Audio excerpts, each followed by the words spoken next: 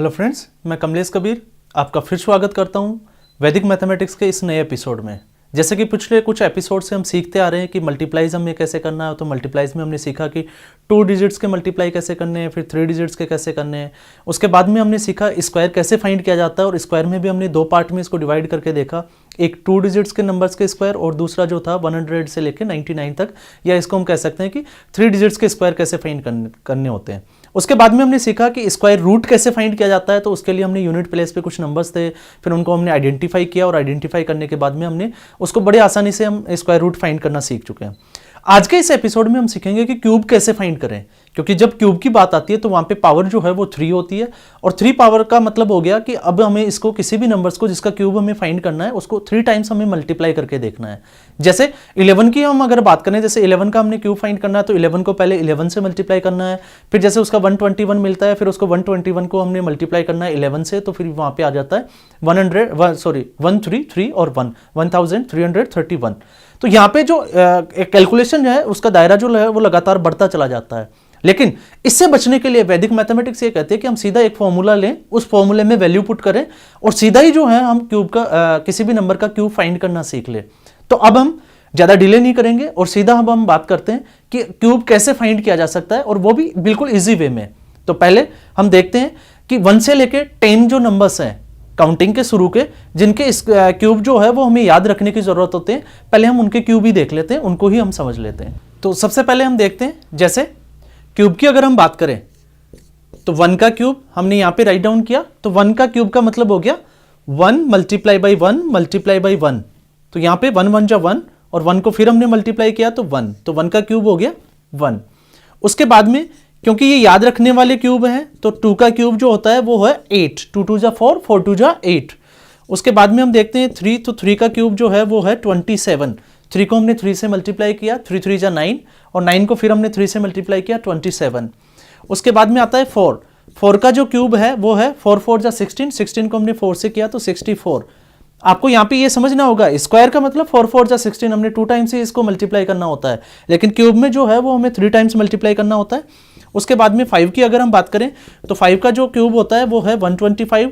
6 के लिए हम देखते हैं तो 6 का क्यूब यहाँ पे 6 6 जा 36, और 36 को हम 6 से मल्टीप्लाई करेंगे। तो आप चाहो तो मेंटल कैलकुलेट करके भी देख सकते हो। जैसे 36 को हमने 6 से मल्टीप्लाई किया तो 36 आ गया, 3 को हमने कैरी फॉरवर्ड किया, 6 3 जा 18 हो गया, और 3 जब हम उसमें ऐड करेंगे तो यहाँ पे हम ऐसे भी फाइंड कर सकते हैं 216। ठीक ऐसे ही हम थोड़ा सा आगे बढ़ते हैं तो 7 के अगर हम क्यूब की बात करें तो 7 का क्यूब जो है वो होता है 343। तो यहाँ पे ये 7 7 जा 49, 49 को हमने 3 से मल्टीप्लाई किया तो 343 हमें मिल जाता है। उसके बाद में 8 का क्यूब, 8 के क्यूब की अगर हम बात करें तो यहाँ पे 512 हो गया, 512। क्यों? 8 को 8 से मल्टीप्लाई किया 64, 64 को हमने 8 से किया तो 151 और 2। उसके बाद में 9 की अगर हम बात करें तो 9 का जो क्यूब होता है वो है 729। तो यहाँ पे, और लास्ट वन जो है वो 10 का क्यूब। वैसे वैदिक मैथमेटिक्स में 10 की हमें जरूरत नहीं होती, क्योंकि 9 तक हमें क्यूब का पता होना बहुत जरूरी है। तो 10 के अगर हम क्यूब की बात करें तो 3 टाइम्स 0 हो गए, तो यहाँ पे हमें आंसर मिल जाता है 1 0 0 और 0। तो फ्रेंड्स, मैं आपको यहाँ पे एक चीज और क्लियर कर देता हूं, जब भी आप वैदिक मैथमेटिक्स के क्यूब फाइंड करोगे तो आपको 1 से लेके 9 नंबर के क्यूब जो है वो पता होना बहुत जरूरी है। तो आप थोड़ा सा इसको सोल्व करें, आप इसको दिमाग में सेट करें कि किसका जो क्यूब है वो क्या होता है। उसके बाद में जैसे डबल फिगर में हम जाते हैं तो क्यूब वैसे ज्यादा आपको पूछा नहीं जाता, 11 से लेके 30 या 40 के आसपास तक हमें क्यूब पूछे जाते हैं। फिर भी अगर किसी इक्वेशन में हम जाके फंस जाते हैं तो फिर हमें उसका क्यूब कैसे फाइंड करना है, क्योंकि अगर हम जैसे 11 की बात करें तो 11 का क्यूब का मतलब, अब हम देखो कितना टाइम स्पेंड करते हैं। सबसे पहले हम 11 को यहाँ पे देख लीजिएगा, 3 टाइम्स मल्टीप्लाई करना है तो 11 को 11 से मल्टीप्लाई करके देखेंगे, और जब 11 को 11 से मल्टीप्लाई करेंगे तो आपका लॉन्ग मेथड वही हो गया, पहले 1 1 किया, फिर 1 1 किया, और 1 2 और 1।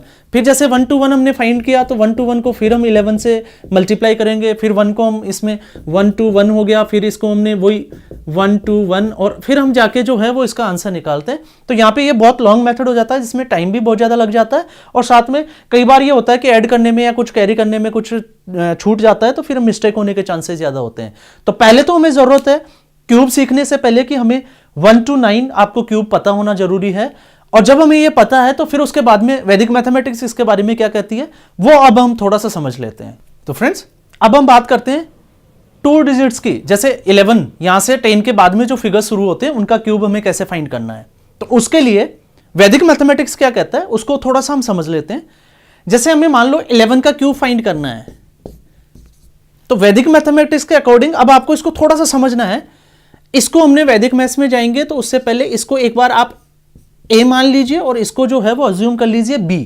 तो यहां पे a की वैल्यू जो है वो 1 है और b की वैल्यू क्या है 1। ये हमने समझने के लिए इसको अज्यूम कर लिया। अब हम सीधा फॉर्मूले में जाते हैं, क्योंकि हमने क्या फाइंड करना है क्यूब। तो इसका जो फॉर्मूला होगा वो सीधा ही फॉर्मूला हो जाएगा, सबसे पहले a का क्यूब। तो यहां पे a का क्यूब, क्योंकि हम क्यूब फाइंड कर रहे हैं तो मैंने यहां पे a का क्यूब राइट डाउन किया। उसके बाद में इस वाले 3 की हम अगर बात करें तो एक बार हमने क्या करना है 3 इसका स्क्वायर करना है मिड टर्म में। तो यहां पे 3a², इसको एज इट इज ले लेना है।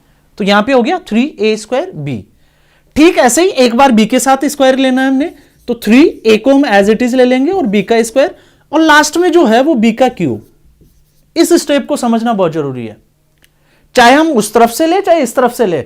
अगर हम लास्ट से लेते हैं तो b का क्यूब करना है, फिर b का स्क्वायर करना है और फिर b को सिंगल करके छोड़ देना है। देखो पावर देख लीजिएगा, आप समझ लीजिएगा, b की पावर यहां पे 3 है, फिर b की पावर यहां पे 2 है और b की पावर यहां पे 1 है, क्योंकि इसके ऊपर कुछ नहीं लिखा हुआ, दैट मीन्स इसकी पावर 1 है।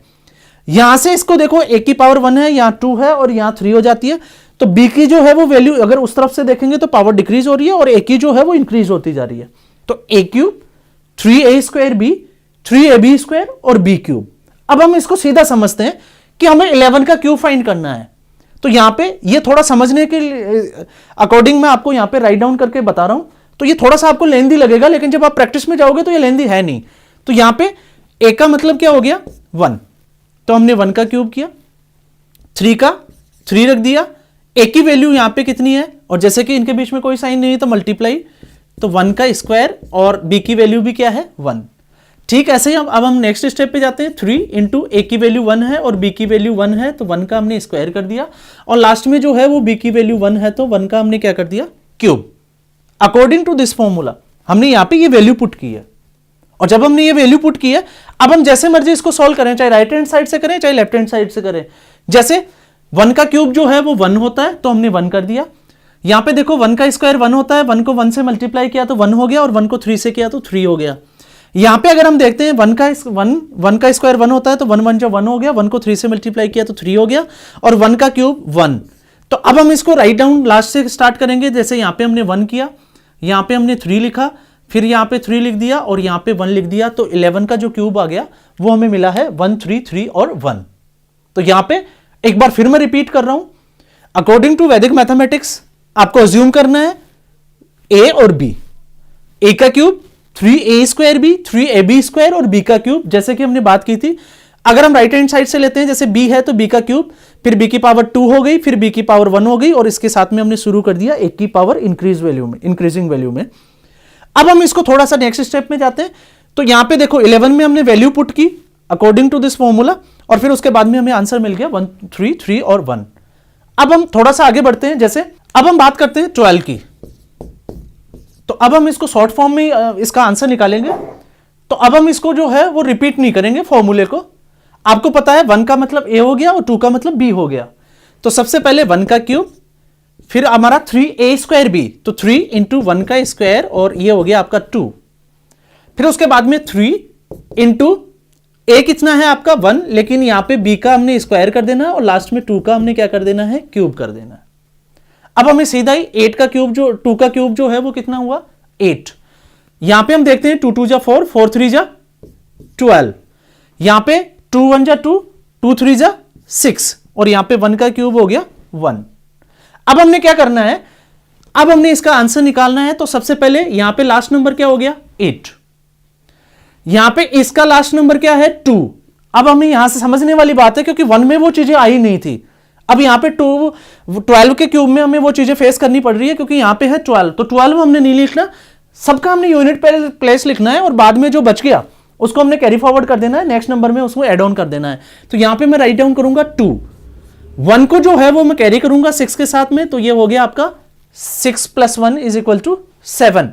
अब यहां पे कुछ भी नहीं बच रहा, तो यहां पे हम सीधा ही इसका आंसर निकाल देंगे, और ये हमारा राइट आंसर हो गया 1728, तो 12 का क्यूब हो गया 1728। उसके बाद में हम थोड़ा इसको वैल्यू को और इंक्रीज करते हैं, जैसे 23, हमें इसका क्यूब निकालना है, तो इसके लिए हमने क्या करना है, उसी फॉर्मूले के अकॉर्डिंग चलना है। जैसे 2 का क्यूब हो गया 3 इंटू 2 का स्क्वायर, अब आपको इजी वे में समझ में आ रहा होगा। फिर 3 इंटू 2 इंटू 3 का स्क्वायर, और लास्ट में हमने कर देना है 3 का क्यूब। अब यहां पे देखो 2 का क्यूब अगर हम देखें तो यहां पे है 2 का क्यूब 8, क्योंकि हमें पता है कि 2 का क्यूब क्या होता है। इसमें हमने क्या करना है, चाहे तो हम ऐसे कर सकते हैं 3 3 जा 9 होता है और 2 का स्क्वायर 4 होता है, तो 9 4 जा कितने हो गए 36, हमने राइट डाउन किया। यहां पे हमने क्या करना है, 2 3 जा यहां पे 6 हो गया और 3 का स्क्वायर 9 हो गया, तो 9 6 जा कितने होते हैं वो आपने राइट डाउन करना है। तो 9 6 जा जैसे यहां पे 54 हो गया, और 3 का क्यूब जो है वो आपको पता है कि 3 का क्यूब जो है वो 27 होता है। अब हमने आंसर निकालना है, तो यहां से यूनिट प्लेस से हम शुरू करते हैं। 27 का 7 हमने राइट डाउन करना है, 2 को हमने कैरी फॉरवर्ड करना है इधर, तो 54 में अगर मैं 2 ऐड करता हूं तो 56 हो जाते हैं, तो मैं यहां पे 6 को राइट डाउन करूंगा और 5 को फिर आगे कैरी फॉरवर्ड करूंगा। तो यहां पे 5 अगर आगे बढ़ रहा है तो देखो 36 प्लस 5 कितने हो गए 41, तो 1 को हमने राइट डाउन कर देना है, और 4 जो हमने कैरी फॉरवर्ड किया वो 8 में हमने ऐड कर देना है, तो यहां पे हो गया 12। तो इसका आंसर आ गया 12167। मैं वापस से रिपीट कर रहा हूं, लास्ट में हमने 27 है, 7 को हमने राइट डाउन किया, 2 को हम यहां पे ऐड ऑन कर देंगे, तो ये हो गया 56 का हमने 6 यहां पे राइट डाउन किया, 5 को हमने आगे इसको शिफ्ट कर दिया इसके साथ 36 के साथ, तो 36 प्लस 5 41, 1 को यहां पे हमने राइट डाउन किया, 4 को फिर हमने यहां पे इसको आगे कर देंगे ऐड ऑन, तो 8 प्लस 4 इज इक्वल टू 12167। तो अब हम इसमें चाहे कितनी भी वैल्यू इंक्रीज होती चली जाए, हम जो है ये एक ही फॉर्मूले से हम जो है क्यूब फाइंड कर सकते हैं। तो क्यूब फाइंड करने का सबसे अच्छा और आसान तरीका यही है कि हमें वो फॉर्मूला और हमें क्या अज्यूम करना है, क्या वैल्यू पुट करनी है, वो हमें पता होना चाहिए। जैसे मैं एक बार फिर रिपीट करके बता रहा हूं, 1 और 2 इसमें ए और बी अज्यूम किया है हमने, और अज्यूम किया है तो 1 का क्यूब ए का cube 3a square B 3ab square और बी क्यूब। तो ये वैल्यू हमने पुट की, और जब हमने वैल्यू पुट की तो कुछ वैल्यू हमें फाइंड की, और वैल्यू जब हमें फाइंड हो गई कुछ, तो फिर हमने उसको क्या करना है, यूनिट प्लेस से हमने लिखते चले जाना है, और बाकी के जो नंबर्स है उनको आगे जो है वो ऐड ऑन करते चले जाना है, जैसा कि हम एडिशन वगैरह में करते हैं। तो यहां से ये हमारा हो गया क्यूब फाइंड करने का सबसे अच्छा और आसान तरीका। तो फ्रेंड्स इसमें भी मैं आपको फिर वही बोलूंगा कि आपको जब ये समझ में आ गया तो फिर एक बार प्रैक्टिस करनी ही करनी है, और प्रैक्टिस जो है वो आप 11 to 99 अगर पॉसिबल है तो आप 11 to 99 तक करके देखें, और अगर पॉसिबल नहीं है कि हमें बीच बीच में से, तो आप 40 to 50 जो है कोई भी नंबर आप ले सकते हैं फिगर्स, और उनके क्यूब जो है वो फाइंड करके देख सकते हैं। और जब आप 2 से 4 अगर आप उसका क्यूब फाइंड करते हो तो आप उसको एक बार मल्टीप्लाई करके लॉन्ग मेथड से या कैलकुलेटर की हेल्प से आप चेक जरूर करें, क्योंकि जब आप चेक करते हो और आपको लगता है कि आपका राइट आंसर है तो उसके थोड़ा सा आपका कॉन्फिडेंस लेवल जो है वो बिल्ड होता है, बनता चला जाता है। और जब कॉन्फिडेंस बिल्ड होता है तो फिर आपको लगेगा कि मैथमेटिक्स जो है अब वो मेरे लिए बहुत ईजी होती चली जा रही है। तो फ्रेंड्स आज के एपिसोड में बस इतना ही। अब आप इसकी प्रैक्टिस करें, प्रैक्टिस करने के बाद में भी अगर कोई डाउट होता है, क्वेरीज होती है, तो आप कमेंट बॉक्स में आप अपनी क्वेरीज को छोड़ दीजिएगा, क्योंकि हम जब भी उसको नेक्स्ट एपिसोड में हम आपकी क्वेरीज को लेंगे और उसको सॉर्ट आउट करेंगे और उसको सोल्व करने की कोशिश बहुत अच्छे से करेंगे। और अगर आपका कोई इसको लेके कोई सुझाव है वैदिक मैथमेटिक्स को कि हमें किन चीजों में प्रॉब्लम होती है वैदिक मैथमेटिक्स में, तो वो भी आप अपने कमेंट बॉक्स में छोड़ सकते हैं, ताकि हम उन टॉपिक्स के ऊपर भी बात कर सकें। तो आज के एपिसोड में बस इतना ही, और नेक्स्ट एपिसोड में फिर हम सीखेंगे कि क्यूब रूट जो है वो कैसे फाइंड किए जाते हैं। तब तक के लिए आप मुझे दे इजाजत। बहुत बहुत धन्यवाद।